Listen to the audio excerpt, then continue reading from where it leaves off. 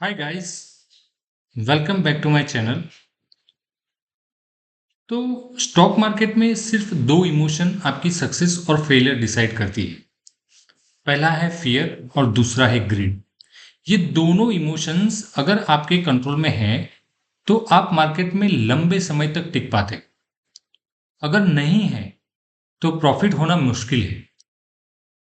तो चलिए आज हम जानते हैं कि कैसे हम फियर और ग्रीड को आइडेंटिफाई करें और उसको कंट्रोल करें।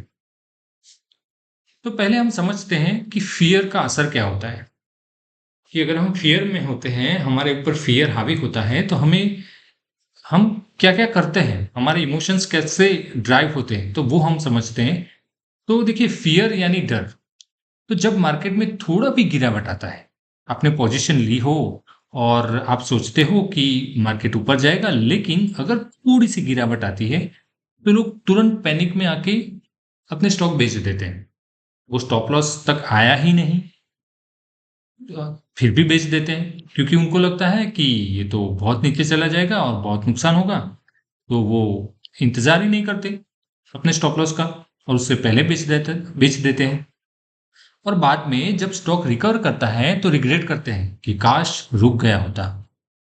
दूसरा ऐसा होता है कि फियर आपको सही ट्रेड लेने से रोकता है। कई बार कोई स्टॉक ब्रेकआउट दे देता है, लेकिन आप सिर्फ इस डर से एंट्री नहीं ले पाते हो कि कहीं आपका लॉस ना हो जाए। एनालिसिस स्ट्रांग है आपका, सेटअप भी क्लियर है, फिर भी आप डर की वजह से चांस मिस कर लेते हो। तो ये भी एक असर हो गया आपका। लेकिन ये ऐसा होता है, मतलब स्टॉक मार्केट है, इसमें ऐसा होता है, तो फियर को कंट्रोल करना ही ज़रूरी है। तो ये फियर एक्चुअली आपके पास्ट लॉसेस से आता है। आपने जो पास्ट में लॉस किया है, उससे वो आपके ऊपर हावी होता है कि आपके जो एक्सपीरियंस हुए हैं ना, इसी इसी के हिसाब से वो रहता है। वो नेचुरल भी है एक्चुअली, लेकिन उससे बचना ही हमारी ट्रेडिंग में हमें प्रॉफिटेबल बनाता है। तो जब आपका पहला कभी बड़ा लॉस हुआ हो तो दिमाग में नेचुरली दिमाग आपका प्रोटेक्टिव बन जाता है कि आप इससे बचो। इस टाइप के जो फियर है वो आना नेचुरल है। तो ये फियर का असर हो गया। हम दूसरा देखते हैं कि ग्रीड का असर कैसा कैसा होता है, यानी इफेक्ट ऑफ ग्रीड क्या होता है।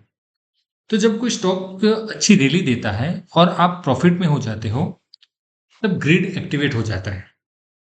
यानी आप सोचते हो कि थोड़ा और रुक जाता हूँ, थोड़ा और पैसा बना लेता हूँ, लेकिन मार्केट कब रिवर्स हो जाए ये कोई नहीं जानता। इसलिए क्या होता है कि जब भी आपका टारगेट हो जाता है ना, तो वहां से निकल जाओ। आपका आपने जो प्री डिसाइडेड टारगेट रखा है वहां पर आ जाता है तो आप निकल जाओ उससे। आगे जाने की यानी और पैसा कमाने की इच्छा मत रखो, क्योंकि रिवर्स हो जाए तो फिर आपने जो कमाया है वो भी लॉस करना पड़ेगा। फिर ग्रिड आपको कॉन्फिडेंट बना देती है। ये भी एक सिनारियो है कि आप सोचते हो कि कोई मार्केट को आप समझ चुके हो क्योंकि आप बहुत बड़े कॉन्फिडेंट हो गए हो। फिर आप स्टॉप लॉस लगाना छोड़ देते हो और स्टॉप लॉस आता है तो भी आपको लगता है कि नहीं, ये तो स्टॉक रिवर्स हो जाता है। और आप इतना इसी स्टॉक में बने रहते हो। और या तो फिर ऐसा भी होता है कि पोजीशन साइज बढ़ा देते हो क्योंकि आप कॉन्फिडेंट हो गए हो ना। आपको लगता है कि आप मार्केट के मतलब मार्केट को अच्छे से जानने लगे हो इसलिए।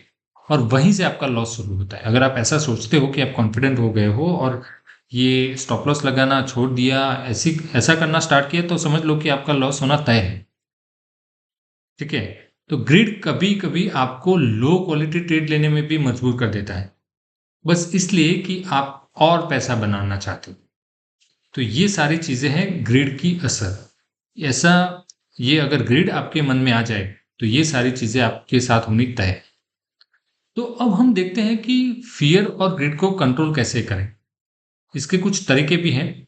तो पहला है कि स्टॉप लॉस और टारगेट पहले से ही फिक्स करो। जी हाँ, कि उसमें आपने जो भी ट्रेड लेते हो उसमें प्लान होता है कि आप कहाँ पर एग्जिट करते हो, यानी कहाँ पर स्टॉप लॉस है आपका और कहाँ पर टारगेट है। तो ये डिसाइडेड है। तो इससे क्या होता है कि आपको ना तो फियर होता है ना तो ग्रीड होता है। क्यों? क्योंकि अगर आपको पता है कि जब आपका स्टॉप लॉस हो जाता है अगर, तो आप निकल जाओगे तो ठीक है, वो निकल गए आप। अगर आपका टारगेट हो जाता है 1:2 1:3 जो भी आपने टारगेट डिसाइड किया है वो आ जाता है तो आप निकल जाते हो, उससे आगे आप सोचते ही नहीं हो। तो ये प्री डिफाइंड होता है, प्री डिसाइडेड होता है, तो आपको ये फेयर और ग्रिड दोनों से आप बच सकते हो। दूसरा है सिर्फ एनालिसिस पे बेस्ड ट्रेड लो, यानी एनालिसिस जो आपने किया है उसके ऊपर ही ट्रेड लेना है। तो अगर आपका सेटअप मैच करता है तो उसी के ऊपर ही ट्रेड लेना है। अगर आपको लगता है कि थोड़ा ट्रेड इधर उधर है लेकिन लेने की इच्छा होती है तो मत लो। क्यों? क्योंकि थोड़ा बहुत तो इधर उधर है ना, परफेक्ट तो सेटअप नहीं है ना। तो इंतजार करो, परफेक्ट सेटअप का इंतजार करो और वो सेटअप आएगा। एक दो ऐसे सेटअप मतलब क्या होता है कि कभी कभी थोड़ा बहुत इधर उधर होता है, हमें लेने की लालच होती है, लेकिन उसको छोड़ दो, वो ग्रीड है ना, इसलिए वो इच्छा होती है। तो ऐसा मत करो। आप जो क्वालिटी ट्रेड्स हैं वो ही उठाने हैं आपको, और उसी में ही आपको एंट्री लेनी है। तो वो आपको कंट्रोल करना है कि आप एनालिसिस बेस्ड ही ट्रेड लो, इधर उधर ट्रेड मत लो। और तीसरा है रिस्क टू रिवॉर्ड मेंटेन करो। तो रिस्क टू रिवॉर्ड से क्या होता है कि हमें हमें पता है पहले से ही कि अगर हमारा जैसे 1:2 रिस्क टू रिवॉर्ड है, तो इसमें हमारा 1000 लॉस होता है तो हम उसमें से निकल जाएंगे लॉस लेके। अगर हमें इसमें 2000 प्रॉफिट होता है, यानी हमारा उसी ट्रेड में 2000 प्रॉफिट है, तो हम वहीं से निकल जाएंगे। यानी ये 1:2 रिस्क टू रिवॉर्ड हम मेंटेन कर रहे हैं ना, उसमें हम ज़्यादा सोच नहीं रहे हैं। तो ये चीज़ आपको मेंटेन करनी है। 1:2 या तो 1:3 जो भी आपका रिस्क टू रिवॉर्ड है उसको पकड़ के चलो, तो आपको ग्रिड और फियर दोनों से आप बच जाओगे। चौथा है पोजीशन साइजिंग का ध्यान रखना है आपको। हाँ, ये चीज़ बहुत ज़रूरी है कि जब भी आप ट्रेड लेते हो तो ऐसा ना हो कि आप ज़्यादा पोजीशन साइजिंग ले लो। तो कॉन्फिडेंट होते हो तो ज़्यादा पोजीशन साइजिंग हो जाती है, इससे क्या होता है कि शायद वो ट्रेड आपके अगेंस्ट चला जाए तो ज़्यादा लॉस हो जाता है। तो अगर ऐसा ना हो और पोजीशन साइजिंग आपका कंट्रोल है, तो आपको पता है कि आपको इतना लॉस होता है और होना है। अगर होता है तो स्टॉक अगर आपके अगेंस्ट में जाता है तो वो आपको पता है कि आप इतना ही लॉस होगा। इससे आपका क्या है कि फियर नहीं आएगा आपको कि बहुत बड़ा लॉस हो जाएगा तो क्या होगा, इस तरह के ख्याल नहीं आते और आप शांति से उस ट्रेड में बने रहते हो जब तक आपका ये स्टॉप लॉस हिट नहीं होता है। तो ये चीज़ बहुत मायने रखती है। तो ये सारे पॉइंट्स जो मैंने आपको बताए वो आप फॉलो करो, उसको नोट डाउन कर लो, ठीक है। और इसको अच्छे से फॉलो करने की कोशिश करो। इसको ध्यान रखो कि आपको कौन सा फियर आता है, कब फियर आता है और कब ग्रीड आता है, वो भी आप अपने आप पे एनालिसिस करो और ट्राई करो कि उसको अवॉइड किया जाए, ठीक है।